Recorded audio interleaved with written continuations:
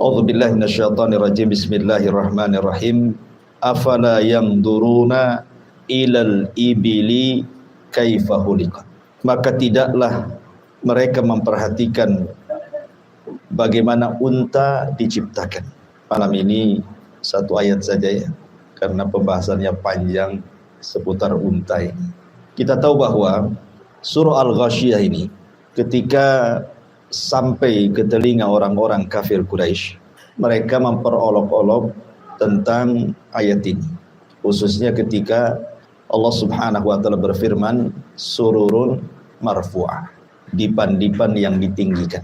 Sebagian ahli tafsir mengatakan bahwa dipan ahli sorga itu sangat tinggi, sehingga orang-orang musyrik Arab mereka mengolok-olok tentang dipan sorga.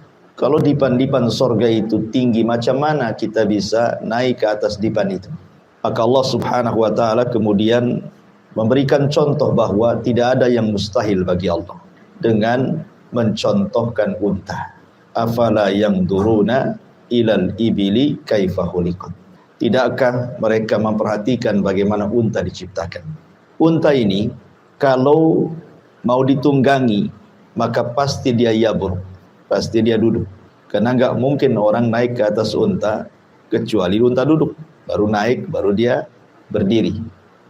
Artinya kalau unta saja yang jelas-jelas makhluk yang ada di bumi dan kita bisa melihatnya, dia saja bisa duduk supaya kita bisa menungganginya. Apalagi dipan-dipan sorga.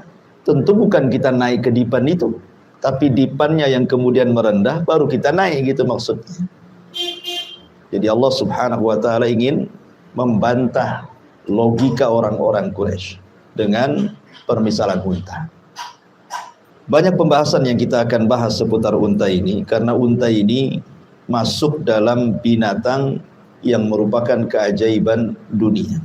Dia adalah tanda-tanda kuasa Allah yang tidak ada pada binatang yang lain. Ma'asyiral muslimin yang dimuliakan Allah Subhanahu wa ta'ala, sebelum kita bahas panjang lebar seputar unta ini, kita akan membahas beberapa hikmah dulu kenapa Allah Subhanahu wa ta'ala menciptakan binatang. Kita tahu bahwa penciptaan binatang dibandingkan manusia lebih dulu binatang, dan itu berdasarkan hadis yang dikeluarkan oleh Imam An-Nasa'i dan juga disahihkan oleh Syekh Nasiruddin Al-Albani rahimahullahu taala dari hadis Abi Hurairah radhiyallahu an, innallaha khalaqas samawati wal ardi wa ma bainahuma fi sittati ayyamin thumma istawa 'alal 'arsy yauma as-sabi wa khalaqat turbah wa khalaqat turbata yaumas sabti wal jibala yaumal ahadi wasyajara yaumal itsnaini wasyarra yaumal tsulatsa wan nura yaumal arbi'ah wad dawab yaumal khamis wa adam yaumal jum'ati fi akhiri sa'atin minan nahar ba'dal asri khalaqahu min adimil ardi bi ahmariha wa aswadiha wa tayyibiha wa khabithiha min ajli dhalik ja'alallahu min adam at-tayyib wal khabith. Kata Nabi SAW, ketika Allah menciptakan langit dan bumi dan makhluk di antara keduanya itu dalam tempo 6 hari, kemudian Allah pun naik ke atas arasy-Nya pada hari ketujuhnya. Allah Subhanahu wa ta'ala menciptakan tanah di hari Sabtu, kemudian menciptakan gunung di hari Ahad, kemudian menciptakan segala pepohonan di hari Senin, kemudian menciptakan keburukan di hari Selasa, kemudian menciptakan cahaya di hari Rabu, dan menciptakan binatang di hari Kamis, dan menciptakan Adam di hari Jumat. Kapan? Setelah asar, antara asar ke malam. Allah menciptakan Adam dari adimil ardi, permukaan bumi, tanah yang ada di permukaan bumi, dengan tanah merahnya, tanah hitamnya, tanah baiknya, tanah tidak baiknya. Sebab itulah keturunannya mengikuti sifat-sifat tanah.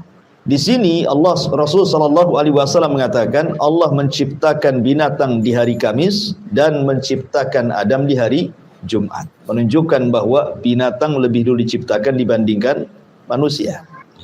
Ma'asyiral muslimin yang dimuliakan Allah Subhanahu wa taala. Adapun hikmahnya kenapa Allah menciptakan binatang? Saya sebutkan beberapa ayat dalam Al-Qur'an. Pertama surah An-Nahl. Allah Subhanahu wa taala berfirman dalam surah An-Nahl ayat 6 sampai 8. Allah mengatakan wal an'am khalaqaha lakum fiha dif'un wa manafi'un wa minha ta'kulun. Dia telah menciptakan hewan ternak untuk kalian. Pada hewan ternak itu ada bulu yang akan menghangatkan dan berbagai manfaat serta sebagian dagingnya kamu makan. Artinya bulu-bulu binatang kalau zaman dulu bahkan sampai hari ini pun masih dibuat baju, jaket gitu ya untuk menghangatkan, dan dagingnya juga bisa dimakan. Walakum fiha jamalun hina turihuna wa hina tasrahun. Kamu memperoleh keindahan padanya ketika kamu membawanya ke tempat istirahatnya dan ketika melepaskannya. Artinya ada sebagian binatang itu yang dinikmati keindahannya. Seperti orang kenapa memelihara burung kan? Kadang-kadang dinikmati keindahannya saja, entah warnanya, entah suaranya, dan begitu seterusnya. Walakum fiha jamalun wa tahmilu athqalakum ila baladin lam takunu balighin illa bisyikil anfus inna rabbakum laraufur rahim. Ia mengangkut beban-bebanmu ke sebuah negeri yang kamu tidak sanggup mencapainya kecuali dengan susah payah. Sesungguhnya Tuhanmu Maha Pengasih lagi Maha Penyayang. Karena di zaman dulu kan belum ada mobil, belum ada kereta, belum ada kargo. Ya, mereka mengangkut barang di atas binatang, di atas unta, di atas bigol, di atas keledai, dan begitu seterusnya gitu. Wal khayla wal bighala wal hamira litarkabuha wa zina wa yakhluqu ma la ta'lamun. Dan dia telah menciptakan kuda, bagal ataupun keledai untuk kalian tunggangi. Jadi hikmahnya adalah bisa kita tunggangi gitu ya. Karena zaman itu kendaraannya pakai binatang yang kamu tidak sanggup mencapai dan menjadi perhiasan, dan Allah menciptakan apa yang kamu ketahui. Artinya boleh jadi mungkin di bawah bumi ini di setiap lapisan ada makhluk yang kita tidak tahu Allah ciptakan. Karena Allah mengatakan wa yakhluqu ma la ta'lamun, dan Allah menciptakan hal-hal yang kalian tidak tahu. Boleh jadi di lapisan bumi gitu ya ada hewan-hewan yang kita tidak tahu yang Allah Subhanahu wa taala ciptakan. Kemudian juga dalam surah An-Nahl ayat 14-nya Allah mengatakan wa huwallazi sakharal bahra litakulu minhu lahman tariyan wa tastakhriju minhu hilyatan talbasunaha wa taral fulka muwakhira fihi wa litabtagu min fadlihi wa la'allakum tashkurun. Dan dialah yang menundukkan lautan untukmu agar kamu dapat memakan daging yang sedap, maksudnya ikan. Dan dari lautan itu kamu mengeluarkan perhiasan yang kamu pakai, kamu juga melihat perahu berlayar padanya, dan agar kamu mencari sebagian karunia-Nya dan agar kamu bersyukur. Jadi hewan-hewan bukan hanya hewan darat saja, tapi Allah pun ciptakan hewan laut dengan berbagai macam ikan-ikan, dan kita bisa menikmatinya. Ini dalam surah An-Nahl. Kemudian dalam surah Yasin, Allah Subhanahu wa taala mengatakan awalam yarau anna khalaqna lakum mimma amilat aydina an'aman fahum laha malikun. Dan tidaklah mereka melihat bahwa kami telah menciptakan hewan ternak untuk mereka, yaitu sebagian dari apa yang telah kami ciptakan dengan kekuasaan kami, lalu mereka menguasainya. Artinya Allah Subhanahu wa taala tundukkan sebagian binatang kepada kita gitu. Kalau seandainya kita tidak bisa menundukkan binatang, nggak ada orang pelihara ayam, nggak ada orang pelihara kambing, apalagi yang lebih besar lagi sapi gitu ya. Satu sapi ngamuk saja satu desa ada pusing gitu ya. Tapi ada sebagian binatang itu yang ditundukkan oleh Allah. Kemudian Allah mengatakan wa dzallalnaha lahum faminha rukubuhum wa minha yakulun. Dan kami menundukkan hewan-hewan itu untuk manusia, lalu sebagiannya bisa ditunggangi. Bisa ditunggangi kan itu ya. Coba kalau hewan itu semuanya buas gitu kan susah kita menunggangi. Dan kami ciptakan untuk tunggangan mereka, dan sebagian mereka bisa memakan dari hewan-hewan itu. Kalimat wa dzallalnahum, dan kami tundukkan. Ya. Tidak ada hewan seperti tunduknya unta kepada pemiliknya, ikhwan. Walaupun pemiliknya anak kecil. Padahal unta itu kan besar tuh. Ya. Walaupun masih anak-anak, anggaplah 5 tahun, 6 tahun. Kalau unta itu tahu dia pemiliknya, maka dia akan tunduk. Duduk, berdiri, jalan. Ya. Luar biasa. Bagaimana Allah tundukkan unta kepada pemiliknya. Walahum fiha manafi'u wa masyaribu afala yashkurun. Dan mereka memperoleh bagian manfaat dan minuman dari binatang tersebut, maka mengapa kalian tidak bersyukur? Dan banyak lagi ayat-ayat yang bicara tentang hikmah diciptakan binatang. Kita masuk pada pembahasan soal unta. Al-Imam Al-Qurtubi rahimahullahu ta'ala, beliau mengatakan, Al-ibilu ajma' lil manafi min sairil hayawan. Beliau mengatakan bahwa unta itu terkumpul banyak manfaat dibandingkan hewan-hewan yang ada. Kemudian beliau mencontohkan 4 perkara. Hulubatun, wa rukubatun, wa ukulatun, wa hamulatun. Dia mengatakan pertama hulubah, bisa diminum air susunya. Kemudian rukubah, unta itu bisa ditunggangi. Bahkan unta itu bisa diletakkan rumah-rumahan di atasnya, ya. Dan tidak bisa diletakkan di kuda ataupun sapi, apalagi kambing kan itu ya. Unta bisa. Sehingga karena diletakkan rumah-rumahan di atas unta itu, mau perjalanan dekat mau jauh pun tidak terasa lelah. Ya kan? Kalau naik kuda kan lelah itu ya. Kalau ada rumah-rumahannya bisa nyandar, bisa tidur, bisa apa kan gitu ya. Jadi itulah nikmatnya unta. Kemudian juga ukulah, bisa dimakan, ya. Kemudian hamulah, bisa digunakan untuk barang-barang angkutan. Karena unta ini satu-satunya binatang, ikhwan, yang kalau diletakkan barang maka dia akan duduk. Ya bro. Kemudian antum bisa letakkan banyak barang di atas. Ya. Kalau unta memang terlampau berat, artinya over kapasitas, maka dia tahu dia tidak bisa bangun. Ya, dia tidak akan bangun tuh. Kalau over kapasitas tuh dia nggak bisa bangun. Ya, berarti kalau gitu terlalu berat, bisa dikurangi. Ya kan?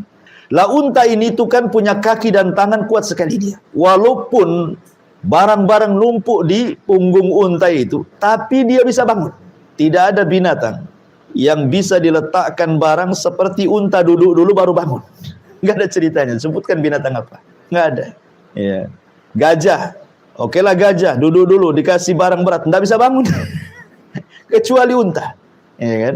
Makanya kenapa di sini Allah mengatakan afala yanzuruna ilal ibili kaifa khuliqat. Bagaimana Allah bisa menciptakan binatang sehebat itu? Ya. Ini kata Imam Al-Qurtubi rahimahullahu taala. Ma'asyiral muslimin yang dimuliakan Allah Subhanahu wa taala. Sebelum saya lebih lanjut cerita unta, ada pembahasan yang menarik soal unta ini. Di mana unta ini disebutkan dalam beberapa riwayat, seperti riwayat Bara bin Azib radhiyallahu anhu. Nabi SAW pernah ditanya mengenai salat di tempat istirahatnya unta. Apa kata Nabi SAW? La tusallu fi mabarikil ibil fa innaha minasyayatin. Janganlah kalian salat di tempat menderumnya unta, di tempat istirahatnya unta, karena unta itu tercipta dari syaitan. Dalam riwayat yang lain dari hadis Hamzah bin Amr al-Aslami radhiyallahu an, beliau berkata bahwa Nabi SAW bersabda, ala dhahri kulli ba'irin syaitan, fa idza rakibtumuha fasummullaha azza wa jalla. Di setiap punggung unta itu ada syaitan. Jika kalian menungganginya, sebutlah nama Allah padanya. Kemudian riwayat yang lain, Nabi SAW mengatakan dalam hadis Ibnu Majah, fa innaha khuliqat minasyayatin, karena unta itu diciptakan dari setan. Di sini ada polemik ikhwan tentang perselisihan ulama, apakah asal penciptaan unta ini? Karena ada hadis dari Ibnu Majah, fa innaha khuliqat minasyayatin, unta itu diciptakan dari setan. Ya. Di sini jadi polemik para ulama tentang asal penciptaan unta ini. Kalau malaikat asal penciptaannya dari cahaya, nah, itu ya. Kalau jin syaitan jelas dari api. Kalau Nabi Adam dari tanah. Lah unta ini disabdakan Rasul fa innaha khuliqat minasyayatin. Sesungguhnya dia diciptakan dari syaitan. Apakah yang dimaksud unta itu diciptakan dari syaitan? Menurut jumhurul ulama, menurut mayoritas para ulama, diantaranya pendapat Imam Syafi'i dalam kitab Al-Um, ya, mengatakan bahwa asal penciptaan unta itu dari api. Sebagaimana jin asal penciptaannya dari api, maka unta pun sama. Maksudnya asal penciptaannya, ya, seperti Adam asal penciptaannya dari tanah, tapi kan anak turunannya bukan dari tanah kan itu ya. Kita bicara asal penciptaan. Ya. Lah di sini Imam Syafi'i rahimahullahu taala mengatakan dalam kitab Al-Um, berdalil dengan hadis dari Abdullah ibn Mughaffal dari Nabi sallallahu alaihi wasallam, "Idza adraktumus salata wa antum fi murahil ghanami fasallu fiha." Kalau kalian mendapati salat, kemudian kalian salat di tempat istirahatnya kambing, salatlah di situ. Fa innaha sakinah wa barakah. Karena tempat kambing itu tenang dan ada berkahnya. Wa idza adraktumus salata wa antum fi a'tanil ibili fakhruju minha fasallu fa innaha jinnun min jinnin khuliqat. Kalau kalian datang waktu salat dan kalian sedang di tempat istirahatnya unta, maka keluar dari situ. Jangan salat di situ. Fa innaha jinnun, karena sesungguhnya unta itu adalah jin dari jin yang diciptakan. Ala tarawnaha idza nafarat, karena kalau seandainya engkau melihat, dikhawatirkan dia akan menyerang kamu. Ya. Dari hadis ini, Imam Syafi'i rahimahullah telah berpendapat, dan ini pendapat mayoritas ulama, mengatakan bahwa asal penciptaan unta itu dari syaitan. Asal penciptaan unta itu dari syaitan. Terjadi silang pendapat, maksudnya dari syaitan itu apa? Ada yang mengatakan bahwa innaha khuliqat min jinsin khuliqat minhu syayatin. Jadi dia diciptakan dari satu jenis yang diciptakan padanya setan. Ada juga yang mengatakan bahwa tidak, dia adalah perkawinan dari binatang jenis binatang yang ada di tengah-tengah manusia dan binatang dari kalangan jin, kawin. Ya. Jadi binatang yang ada pada manusia kawin dengan binatang yang ada dari kalangan jin, lahirlah unta. Gitu maksudnya. Jadi apa perpaduan ya. Ini juga satu pendapat. Ada juga yang mengatakan bahwa anna khuliqat min asliha min narin. Memang dia diciptakan asalnya dari api. Asalnya dari api. Ini perselisihan ulama soal pendapat yang pertama, ini masih khilaf juga di situ. Tetapi pendapat yang lain bahwa unta itu, nanti saya akan sebutkan perkataan para ulama setelahnya. Pendapat yang kedua bahwa yang dimaksud itu bukan unta itu diciptakan dari setan, dari api, bukan. Tapi maksudnya Rasul melarang tidak boleh sholat di kandang unta itu karena unta itu punya tabiat setan, bukan diciptakan dari setan. Dan saya cenderung kepada pendapat kedua ini. Ya, apa alasannya? Kenapa maksudnya ketika Rasul mengatakan khuliqat min syaitan, bahwa unta itu diciptakan dari setan, maksudnya tabiatnya, bukan asal penciptaannya dari setan. Kenapa? Pertama, kita bisa lihat surah An-Nur ayat 45. Allah mengatakan wallahu khalaqa kulla dabatin min ma'in faminhum man yamshi ala batni wa minhum man yamshi ala rijlaini wa minhum man yamshi ala arba' yakhluqullahu ma yasha innallaha ala kulli syai'in qadir. Dan Allah menciptakan segala sesuatu jenis binatang itu dari air. Maksudnya air di sini menurut ahli tafsir maksudnya air sperma, sama dengan manusia. Ya kan? Dari sperma kan itu. Maka di antara binatang itu ada yang berjalan dengan perutnya seperti cacing, ular gitu kan, itu kan berjalan dengan perutnya. Ada binatang itu yang berjalan dengan kedua kakinya seperti ayam, entok, soang gitu ya. Dan ada juga berjalan dengan 4 kaki, kambing, sapi, unta dan begitu seterusnya. Allah menciptakan sesuai kehendaknya dan Allah atas segala sesuatu maha mampu. Artinya bahwa keumuman surah An-Nur 45 menunjukkan bahwa semua binatang termasuk unta, karena unta masuk dalam kalimat dabah, berarti dia diciptakan dari air, bukan dari api. Ini keumuman firman Allah surah Nur ayat 45. Kemudian juga surah Al-Anbiya 30 secara umum Allah mengatakan wa ja'alna minal ma' kulla syai'in hayyin, dan kami jadikan dari air segala sesuatu hidup termasuk juga unta. Ini alasan yang pertama. Alasan yang kedua, tidak ada ceritanya unta melahirkan setan atau setan melahirkan unta. Kan itu ya. Ada mana ada setan melahirkan unta atau unta melahirkan setan. Ya. Kemudian yang ketiga, Nabi SAW pernah sholat di atas unta. Kalau unta tercipta dari setan, masa Nabi sholat di atas setan? Kan itu ya. Ya. Bahkan menjadikan unta sebagai sutroh dia. Masa kemudian setan jadi sutroh, penghalang ketika dia sholat? Dan itu disebutkan dalam beberapa riwayat. Contohnya adalah riwayat dari Abdullah ibn Umar radhiyallahu anhuma. Apa kata Abdullah ibn Umar radhiyallahu anhuma? Dia mengatakan bahwa dia pernah sholat di atas unta. Kemudian ditanya, maka kata Abdullah ibn Umar radhiyallahu anhuma, ra'aitun nabiyya sallallahu alaihi wasallam yaf'aluh. Karena aku pernah melihat Rasul pun melakukan hal yang sama. Maksudnya sholat di atas unta. Kalau unta dari setan ya tidak mungkin lah. Masa Rasul sholat di atas setan kan itu ya. Kemudian juga hadis Nabi menjadikan dia sutra. Dalam hadis Abdullah ibn Umar juga, anna Nabiyya SAW shalla ila ba'irihi. Nabi SAW sholat menghadap untanya. Jadi untanya dijadikan sutra bagi dia. Ya. Ikhwan, kan ada hadis yang mengatakan apabila salah seorang lewat di depan orang sholat, apa kata Rasulullah? Faliyadfa'hu kan itu ya. Suruh untuk dihindar, ditahan. Ya kan? Kalau dia maksa, falyuqatilhu, perangi dia. Kenapa? Fa innahu syaitan. Karena dia adalah setan kan itu ya. Kalau memang unta itu tercipta dari setan, tentu Rasul akan mengusirnya. Orang yang lewat saja oleh Nabi ditolak kan? Jangan sampai lewat.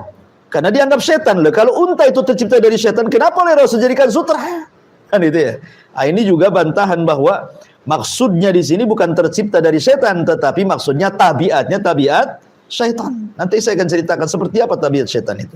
Kemudian juga Nabi SAW pernah khutbah di atas unta. Khutbah di atas unta dia. Ketika Nabi SAW hajjatul wada, haji wada. Ketika itu Nabi SAW duduk di atas untanya. Kemudian sahabat memegang tali kekangnya unta. Kemudian Nabi SAW bersabda tentang, tahukah kamu apa hari ini? Apa bulan ini? Apa negeri ini? Sahabat mengatakan jangan-jangan Rasul mau mengganti hari, tempat dan bulan. Kemudian Rasul mengatakan, bukankah ini hari Jumat? Bukankah ini hari Arafah? Bukankah ini bulan Dzulhijjah? Bukankah ini negeri haram? Kemudian Nabi SAW mengatakan, ingatlah sesungguhnya harta kalian, darah kalian, kehormatan kalian haram, tidak boleh ditumpahkan. Seperti haramnya hari ini, bulan ini, negeri ini, kata Rasul. Artinya Rasul khutbah di atas unta. Kalau memang unta tercipta dari syaitan, ngapain Rasul menunggangi syaitan kan itu ya?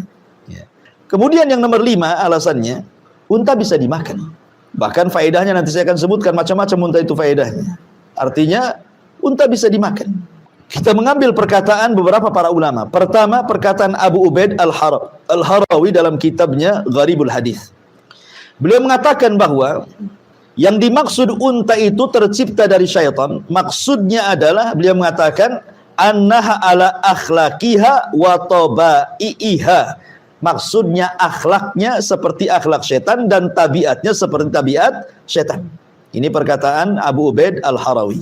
Kemudian senada juga disebutkan oleh Al-Imam Al-Khattabi dalam kitabnya Ma'alimus Sunan.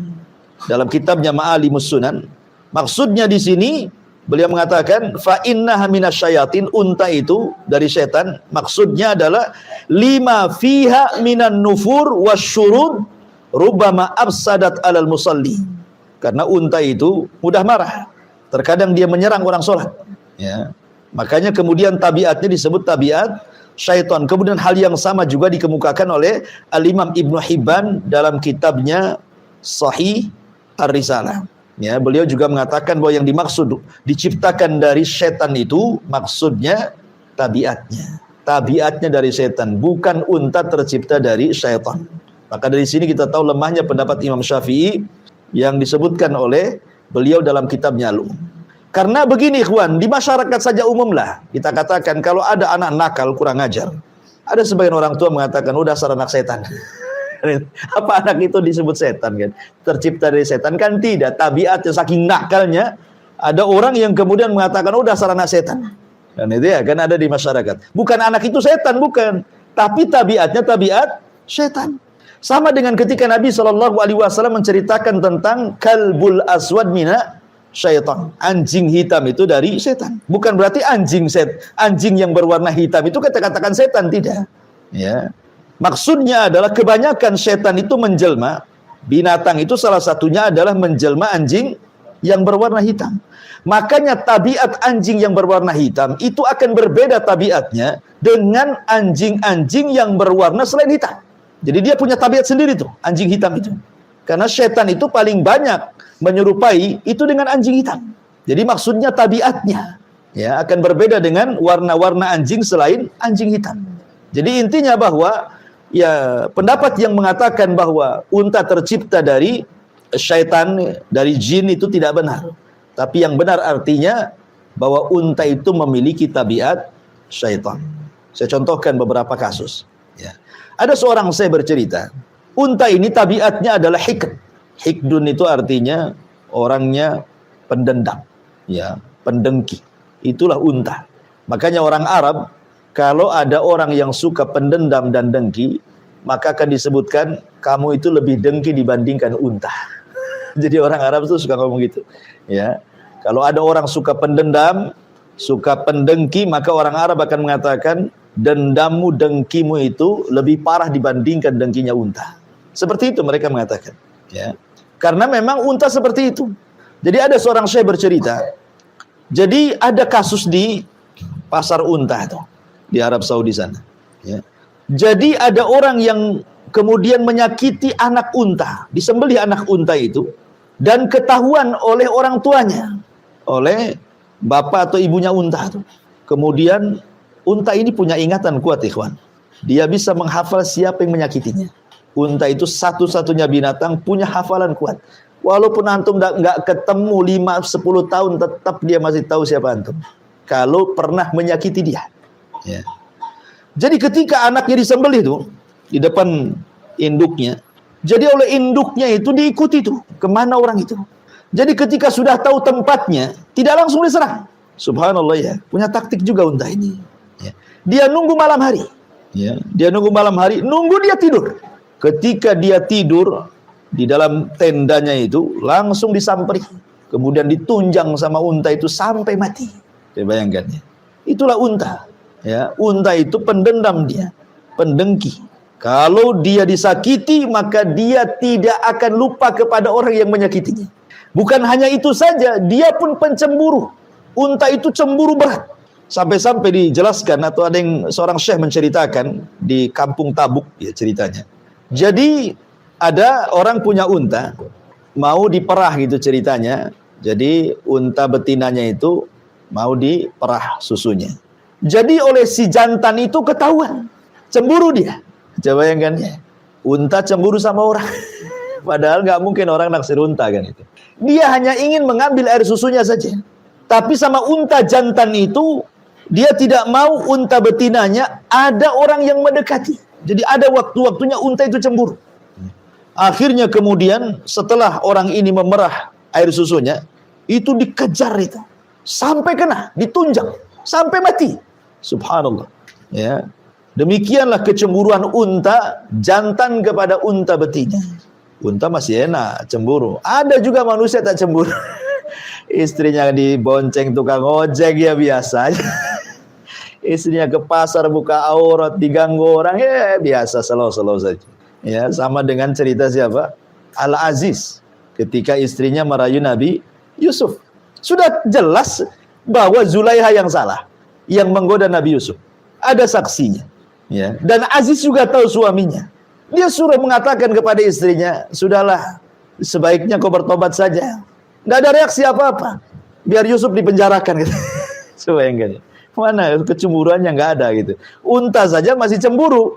Ya, itu kan salah satu tabiat yang kadang-kadang di manusia nggak ada, di unta ada tuh. Ya, pecemburu berat kepada betinanya itu. Baik, ma'asyiral muslimin yang dimuliakan Allah Subhanahu wa taala. Kemudian pembahasan selanjutnya baru kita masuk tentang keajaiban unta. Ikhwan, kenapa unta dijadikan oleh Allah Subhanahu wa taala sebagai tanda dari tanda-tanda kuasa Allah?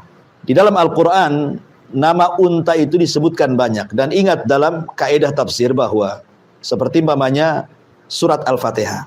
Surat Al-Fatihah itu kan banyak namanya. Ya, disebut Asy-Syifa, disebut Ummul Kitab, ya kan? Disebut Ummul Quran, macam-macam lah. Al-Fatihah itu namanya banyak. Kenapa banyak nama? Ketika satu surat banyak nama, berarti surat itu sangat agung. Lah unta juga sama. Al-Quran menyebutkan sampai 12 istilah unta dalam Al-Quran itu.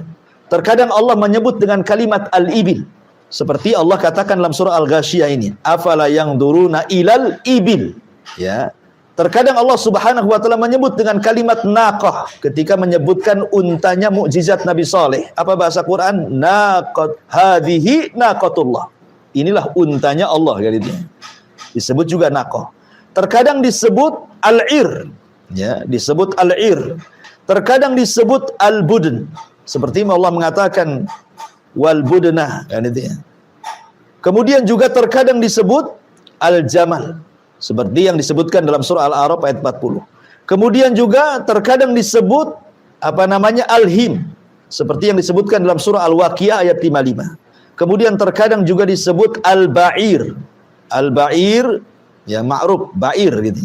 Kemudian juga terkadang disebut al-an'am sebagaimana disebut surah An-Nahl.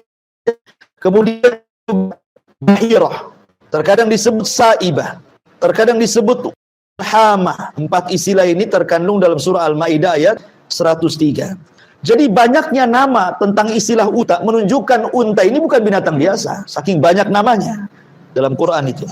Ya. Karena memang Allah akan sebagaimana ayat yang kita bahas, afala yanzuruna ilal ibila kaifa khuliqat.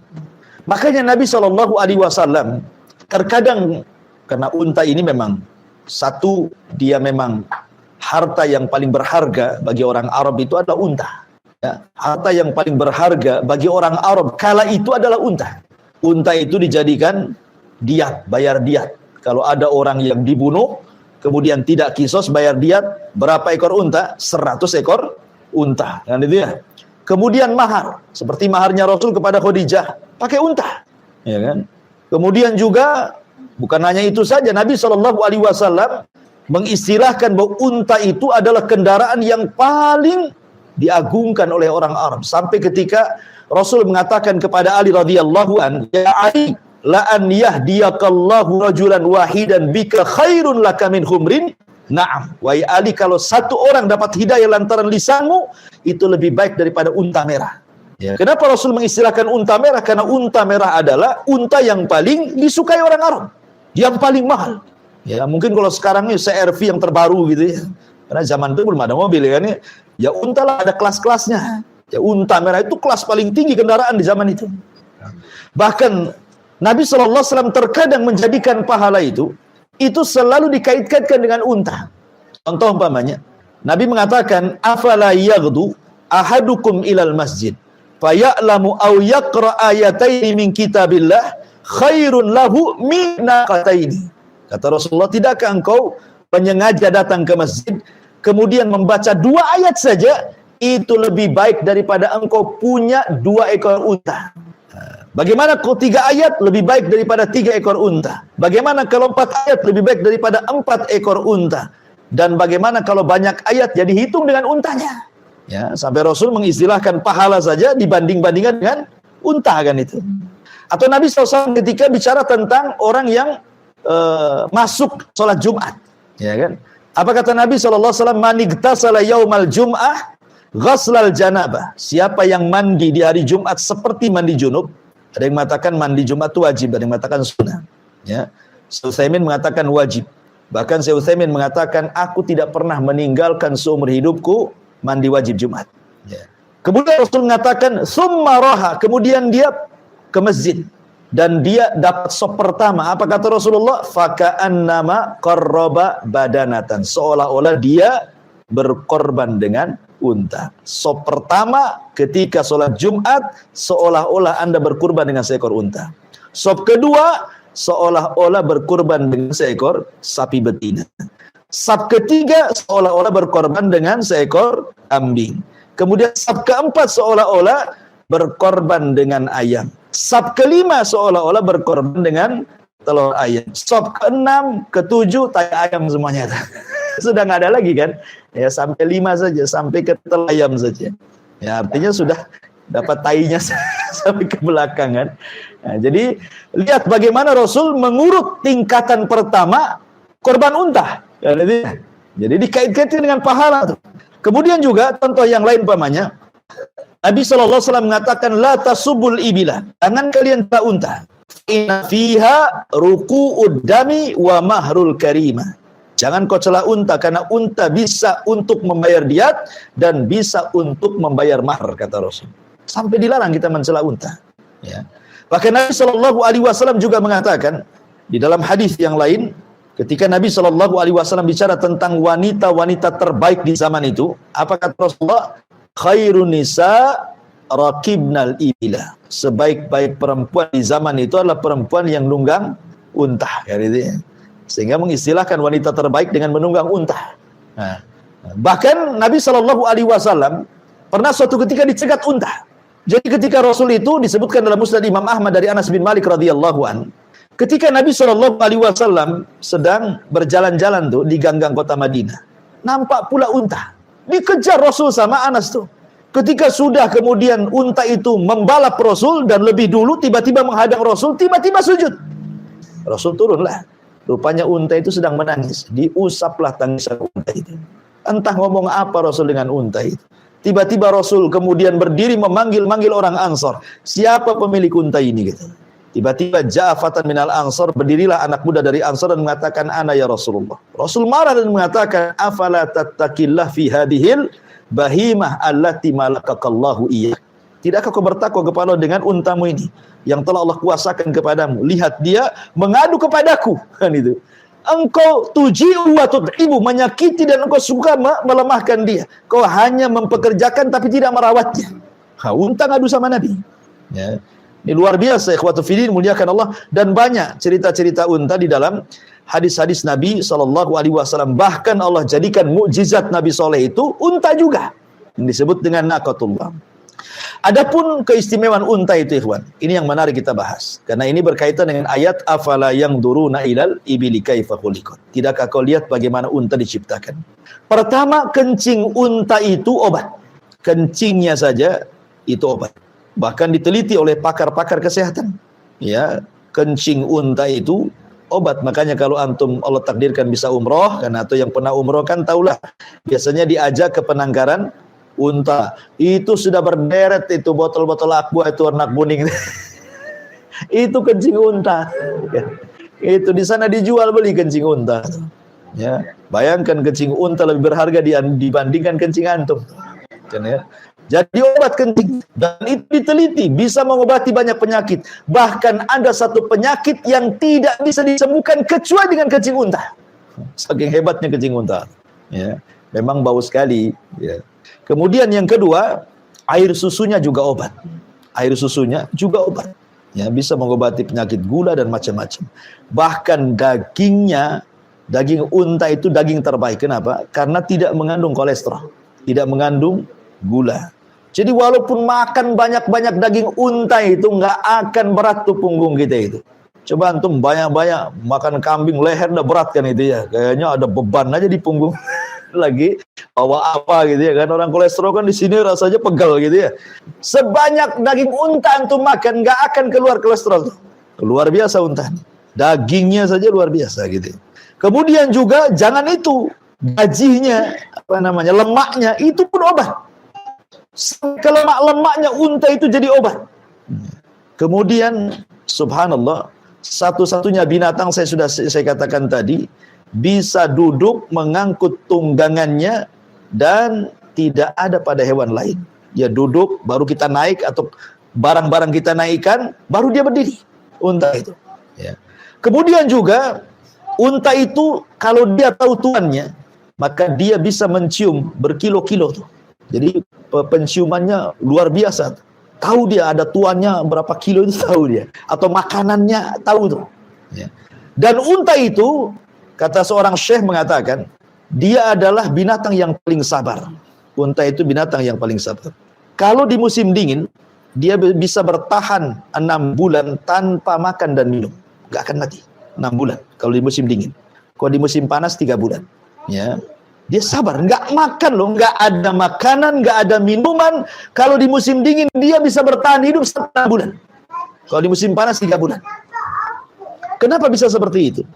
Antum lihat unta itu ada punuknya kan? Di belakang itu ada punuk. Apa sih fungsi punuk itu? Fungsi punuk itulah untuk menyimpan air dan makanan. Jadi waktu unta itu minum berliter-liter itu, unta kalau minum banyak dia. Lah, punuknya itulah tempat penyimpanan air dia. Ya, kalau dia makan dikunyah, ya makanannya ditaruh di situ. Makanya ajar unta itu walaupun berbulan-bulan nggak akan mati dia. Kenapa? Karena sudah menyimpan minumannya di punuknya itu dan makanannya di situ.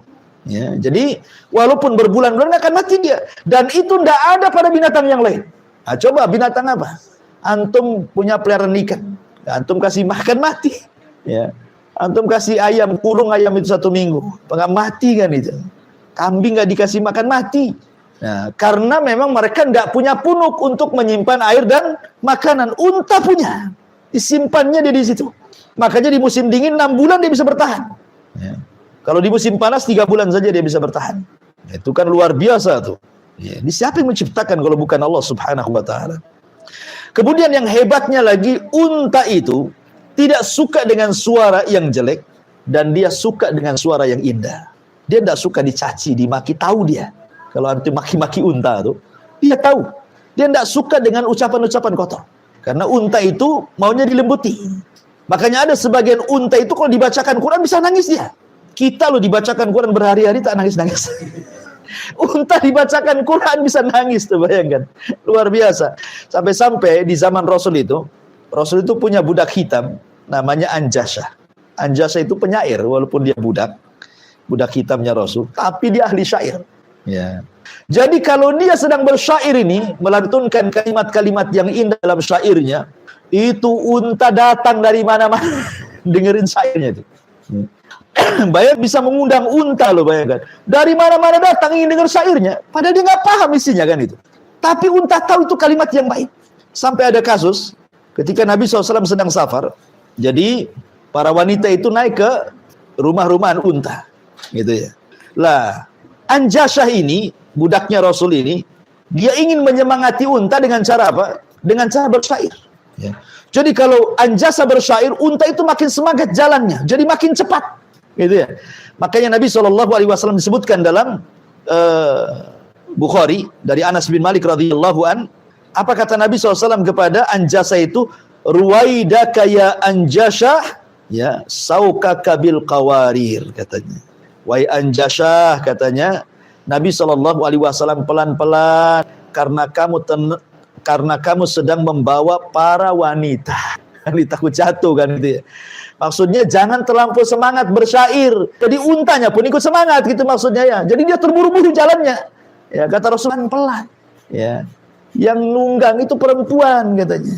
Ya, bagaimana unta itu dia suka dengan kalimat-kalimat yang baik. Kemudian juga unta ini ikhwatu fillah muliakan Allah Subhanahu wa taala. Dia bisa bertahan hidup di cuaca yang sangat dingin, bahkan di cuaca yang sangat panas sekalipun. Kita tahu di Arab itu kalau datang cuaca panas itu ekstrim panasnya. Kalau cuaca dingin ekstrim juga dinginnya. Sampai pecah-pecah di sana itu. Ya. Unta bisa bertahan loh di dua cuaca. Baik cuaca panas ataupun cuaca dingin. Kenapa? Karena kulit unta itu tebal dan dia berbulu. Ya. Subhanallah. Bahkan mulutnya unta itu ada penyaring. Jadi kalau datang musim dingin, dia akan menyaring hawa menjadi panas untuk disalurkan ke otaknya. Kalau cuaca panas disaring oleh mulutnya jadi dingin ke otaknya. Itu unta juga kan. Luar biasa.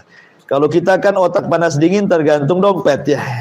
Penuh dompetnya dingin, hilang dompetnya itu panas kan itu ya. Kalau udah tanggal tuh panas.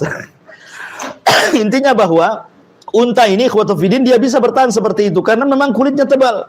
Sehingga itu bisa untuk melindungi dari binatang. Entah dari semut yang gigit gitu ya.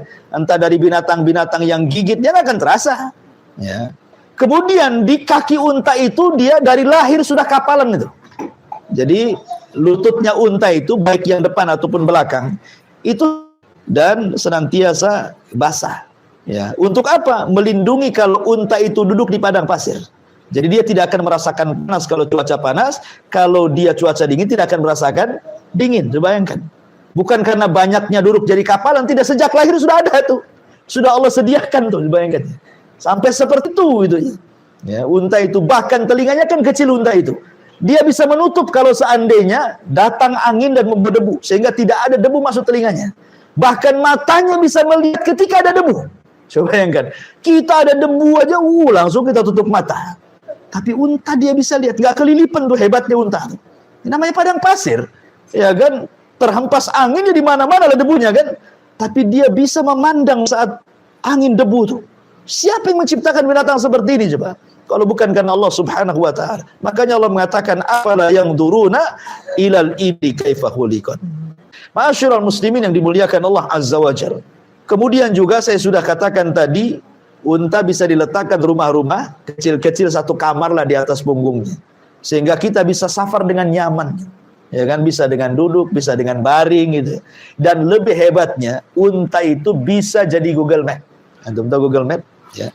Kalau antum cari alamat sekarang kan pakai Google Map nih, ya. Nanti akan sampai ke tujuan. Unta itu di zaman itu jadi Google Map. Itu disebutkan oleh Imam Ar-Razi dalam tafsirnya. Jadi Imam Ar-Razi menceritakan tentang dirinya. Suatu ketika dia safar bersama jamaahnya. Imam Ar-Razi ini dalam tafsirnya menceritakan dia sedang safar bersama jamaahnya. Akhirnya kesasar di tengah padang pasir. Ikhwan, kesasar di padang pasir beda dengan kesasar di kota. Karena padang pasir ini semua sama. Gundukannya sama, warna pasirnya sama. Jadi kalau kita melihat padang pasir itu seolah-olah tanpa tepi kan gitu.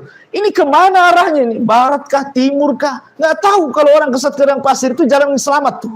Jadi kata Imam Razi, dia teringat dengan firman Allah, afala yanzuruna ilal ibili kaifa khuliqat. Tidakkah kau lihat bagaimana unta diciptakan? Akhirnya salah satu untanya kemudian disuruh jalan paling depan. Ya. Kemudian mereka semuanya mengikuti di balik unta itu, di belakang unta. Subhanallah, unta ini tahu jalan pulangnya. Unta ini tahu jalan pulangnya sampai kemudian kata Imam Ar-Razi, kami pun sampai ke kampung kami. Bayangkan coba kan. Unta tahu loh jalan pulangnya. Jadi kalau unta ini, kita naik unta ke padang pasir itu, sejauh kemana gitu, kita mungkin sudah tahu. Lain kalau kita jalan di sini kan bisa kita kasih tanda, oh di sini ada mall di sini. Nanti saya tandai, oh di sini ada rumah sakit, di sini ada sekolah. Lah padang pasir apa antum mau nandai apa? Pohon pun tidak ada. Kalau antum umpamanya tandai pasirnya dengan digores sebentar lagi kena angin hilang lagi kan itu ya. Tapi unta walaupun bekas kakinya sudah terkubur tuh, dia bisa tahu jalan pulangnya. Coba bayangkan, ingatannya kuat. Siapa yang ngasih ilmu Google Map ini kepada unta coba? Dan itu diceritakan oleh ulama Imam Ar-Razi dalam tafsirnya. Nah, ini kan luar biasa. Makanya Allah mengatakan, afala yanzuruna ilal ibili kaifa khuliqat. Ma'asyiral muslimin yang dimuliakan Allah Subhanahu wa taala. Kemudian juga saya sudah katakan tadi, dia mampu bertahan hidup berbulan-bulan. Kuat ingatannya. Ingat, kalau ada yang menyakiti dia, jangan sampai lolos tuh. Gak akan lolos dia. Ya. Dia akan ingat siapapun yang menyakiti dia. Ingatannya luar biasa. Ya. Kemudian juga bukan hanya itu saja, dia tidak akan melupakan orang yang menyakitinya. Dan dia juga petemburu, saya sudah katakan tadi. Bahkan disebutkan bahwa unta ini, kudratul ibil ala tahammulil ju'i wal atshishad. Dia bisa bersabar, menahan lapar, menahan dahaga. Bahkan yang lebih mengherankan, air apapun bisa diminumnya. Mau air lautan, bisa diminumnya. Dan ada penyaringnya di mulutnya. Mau air yang rasanya pahit sekalipun, diminum dia. Ya. Apalagi air tawar. Tidak semua binatang itu bisa sembarang kasih minum kan itu ya. Coba antum punya peliharaan kucing. Kasih jamu. Nggak mau dia. Apalagi di situ ada pahit-pahit, dilepehkan sama kucing. Ya.